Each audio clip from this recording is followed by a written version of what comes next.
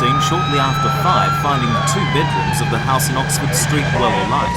First on hand had been 2 employees at the total service station next door, and they rescued 4 infants from the house. The toddlers both suffered burns and were taken to the Mater Hospital by ambulance. They will shortly be transferred to Sydney by the Westpac rescue helicopter for treatment. Several other children were reported to have been in the house at the time of the fire, but they escaped without injury. Firemen quickly put the flames out and found both bedrooms severely damaged. At this stage, the cause of the fire is not known, although police are investigating.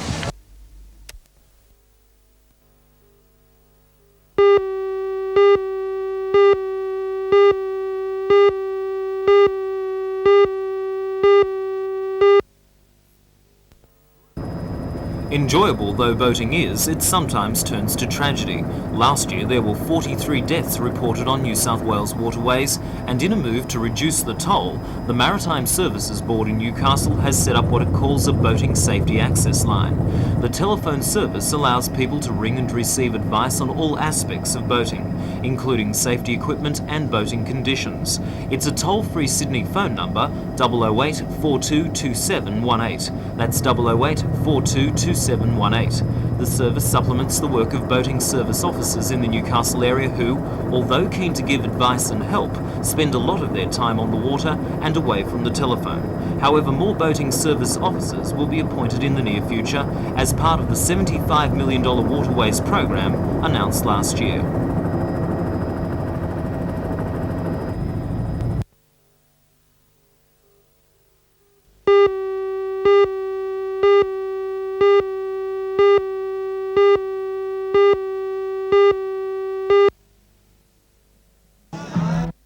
For more than 2,000 New Year revellers, King Edward Park provided their spot to celebrate the New Year.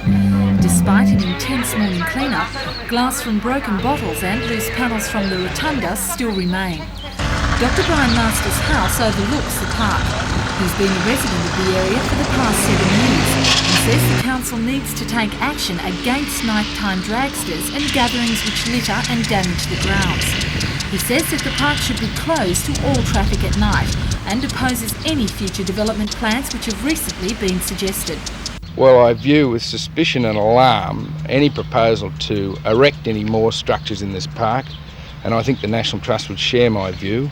This is a classic Belvedere open space park, and any more structures in here will only dissemble the effect of this park. I really worry that a music shell would inevitably be used for entertainment, mass entertainments of what you could fairly describe as a lowbrow nature, and the sort of crowds that attend events like rock concerts aren't noted for their attention to their civic responsibilities. Well, the park is a public park. It's for the people of Newcastle. Do you have the right to ask for it to be closed in the night? I'm not claiming that right. What I'm saying on television is trying to put across my views and hopefully stimulate some discussion on the matter. The Town Clerk Barry Lewis would not be interviewed about the matter on television. However, he did say that at this stage no plans have been made to close the park at any time to anyone, whether they be revellers in the new year, followers of pop concerts or lovers of classical music.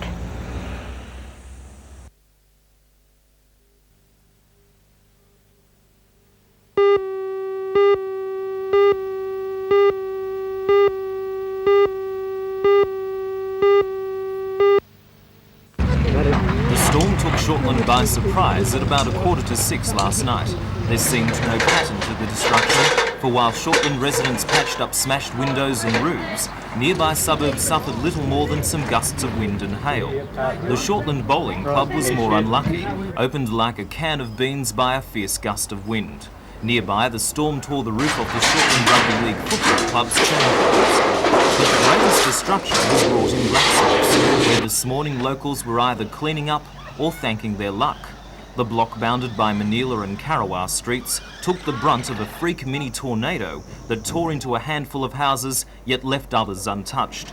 Worst hit was Brian Philps' house in Aldunga Street. His son Peter was the only one at home when the storm hit at 5:41 p.m. The roof started lifting, and all I started was day break and bits of stuff falling around me. And there's plasterboard there that broke over the back of my shoulders and that. And I finally got the door open, and I just sort of run outside and run across the road. You must have been scared. Yeah, well, I didn't stop to think. All I had was a pair of shorts. I was watching the TV. Pieces of the roof were hurled over a wide area, several trusses being thrown over one house and spearing through the wall and roof of the Crosby family home. In Karawar Street, the storm threw this caravan belonging to the Pryor family on its side. And at the back of their house, a sunroom has been torn to pieces. Next-door neighbour Ken Webber was watching television in his sunroom as it blew away. Yeah, 2 seconds, it was gone. A sheet of iron come off the roof, and I said, oh gee, we're going to cop something now. And just as I got up, I was walking inside, just got to the door and she went whoosh. Wow, yeah, I've just picked the whole lot of this up and away she went. Surprisingly, despite all the damage, not a single person was hurt.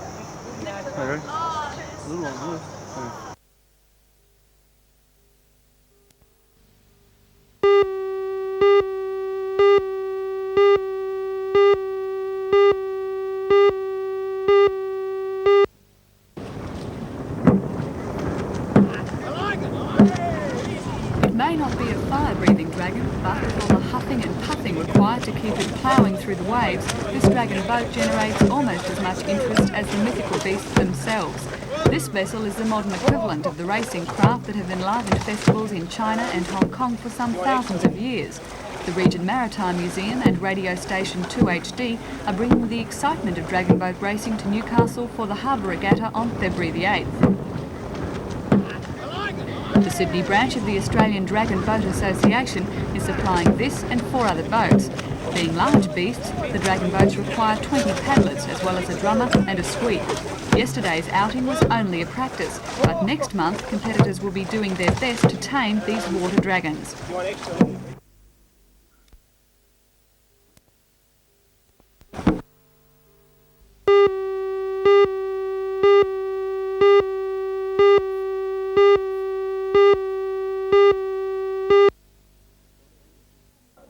The 36 semi-finalists in the Sports Star of the Year award met at the NBN studios last night for a function in their honour where they heard the judging panel selection. Sports commentator Lee Morn first introduced the semi-finalists, who each received a trophy in recognition of their efforts. 13 athletes have been chosen to take part in the final of the Sports Star Award, an event that will be televised live from the Belmont 16-foot Sailing Club on the 18th of this month.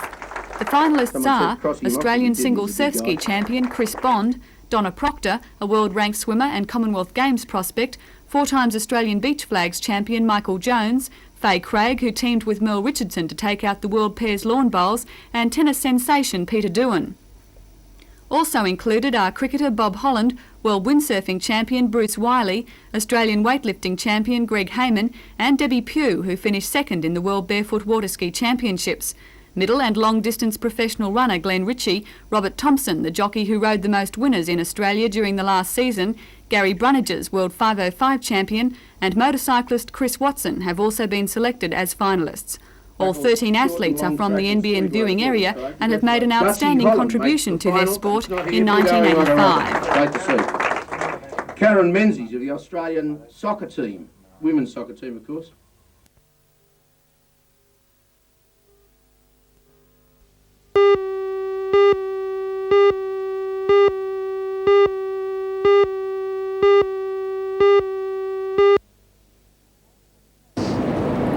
Bans were imposed on construction of the silos by the AWU midway through last year. The dispute erupted over who should pour the concrete. The BLF says under the award the job should be done by its members, but the AWU is continuing to refute that claim. As a result, according to BLF spokesman Kevin Brown, no contractor will even consider taking on the job. The new silos would increase capacity at the terminal by 30,000 tonnes and throughput by 25%. With the increased business, the cost of shipping the grain out of Newcastle will become more competitive. This is hoped to encourage grain producers south of Moree to send their grain through the port of Newcastle instead of Brisbane. President of the Newcastle Chamber of Commerce, Lloyd Molyneux, says he's concerned that the silo dispute is not only stopping the flow of revenue to Newcastle, but may also cause irreparable damage to the port's reputation. He says at this stage, there is no end in sight to the dispute.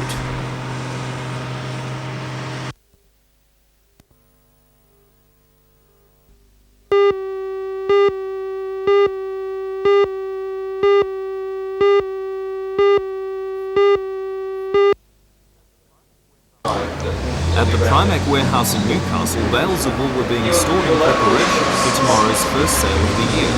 Most of the wool industry is quietly confident that this will be another good year. Since the season began last July, 2 million bales have been sold in Australia. The Australian Wool Corporation buys what is not sold, absorbing the excess and therefore stabilising prices. This season it has bought only 14% of the wool offered for sale, compared with 26% for the same period in 1984-85. It is down principally because the commercial interests, and particularly in the Chinese sector, that they have been pretty active in the market, and naturally with more wool is going to the trade, well then we naturally take in less. What are the prospects for the next few months? The prospects, I envisage myself for the next few months the market to be pretty good. Certainly there will be increases in prices. We have seen already an upward trend in Melbourne yesterday at their sale, and we can envisage, particularly in the I would say in the 21 to 22 and a half micron area, I think those wools will be very much in demand. Mr. Rowley says the wool this season is exceptionally light and of high quality, meaning more will be packed into each bale and there will be less bales available for sale. That means that until Easter at least, prices should remain high.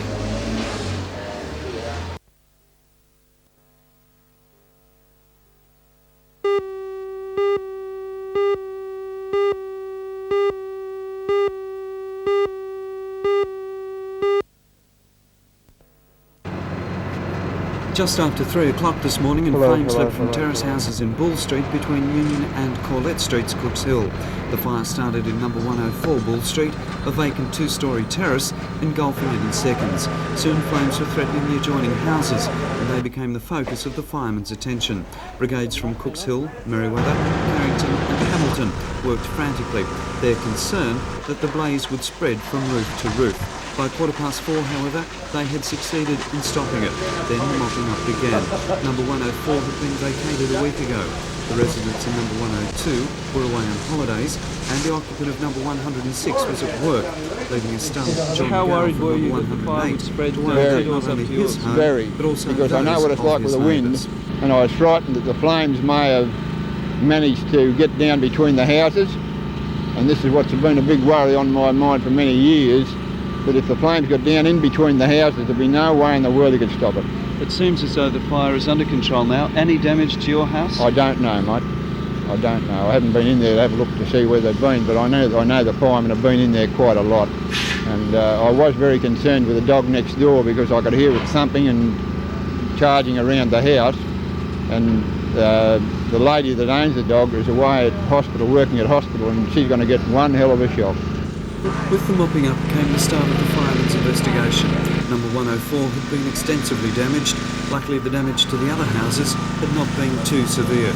We haven't determined the actual cause of the fire, but we had a fire in one property, and because of the building construction of the adjoining properties, we had a flash from one to the other and had a bad situation for some moments there. The fire went from building to building. A lot of damage here to the Brown building. What sort of damage to the adjoining property? We've managed to carry out salvage work before some of the ceilings fell in, and have actually saved most of the goods contained within all the buildings on either side. How worried were you there in the early moments that this could destroy the block? Very close, very close.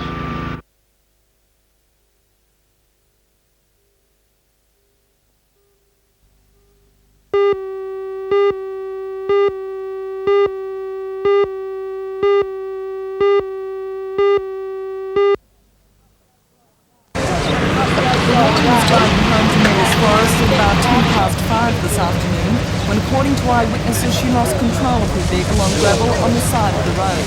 The car rolled 3 times before coming to rest upside down against bushes. Although she wasn't trapped, she was in an awkward position, and rescue workers had to use a the spinal board to lift her out. The rescue helicopter was called but wasn't required. The woman was taken to hospital by ambulance suffering from suspected whiplash.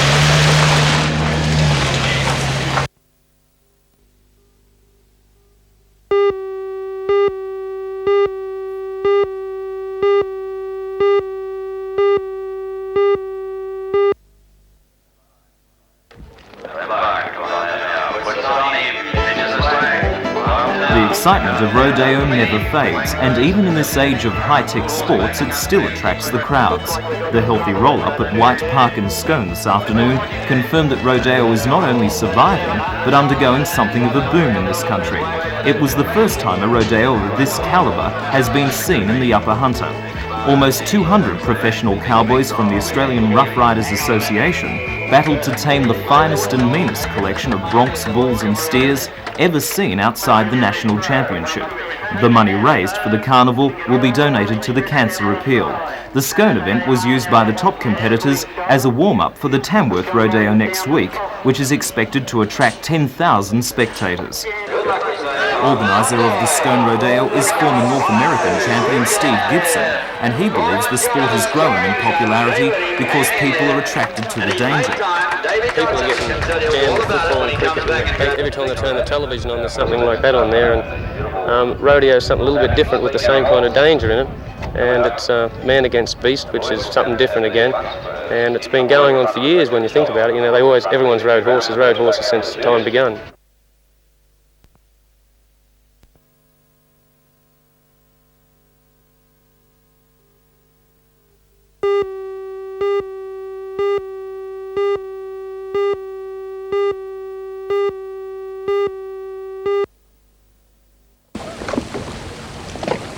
The 505 sailing class has been dominated in worldwide competition by the Royal Motor Yacht Club at Toronto for some time. And so it was almost expected that one of the club's many boats at the Nationals would bring home the title. For Gary Brunnages, it's been an amazing 6 months. In October-November last year, he captured the Pacific and World titles at Enoshima in Japan. And now he's consolidated his position as the most outstanding performer in the class with his recent Australian title.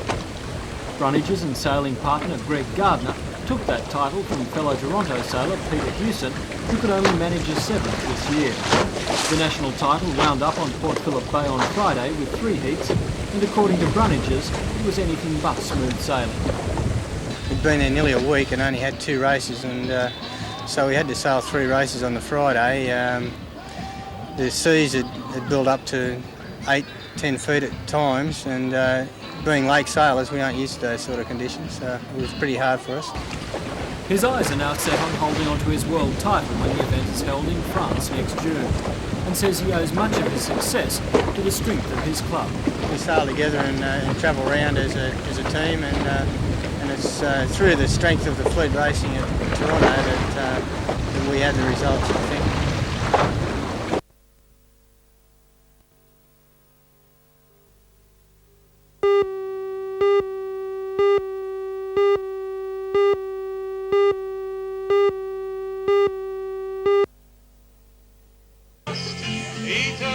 Last night's open-air service was part of the Christian Endeavour's 41st Australian Convention.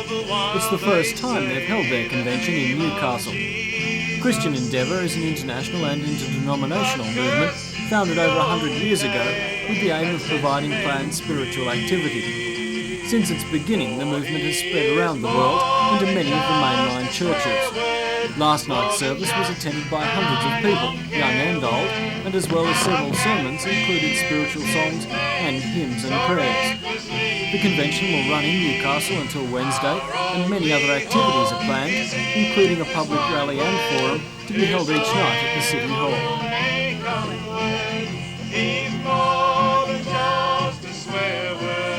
He's a precious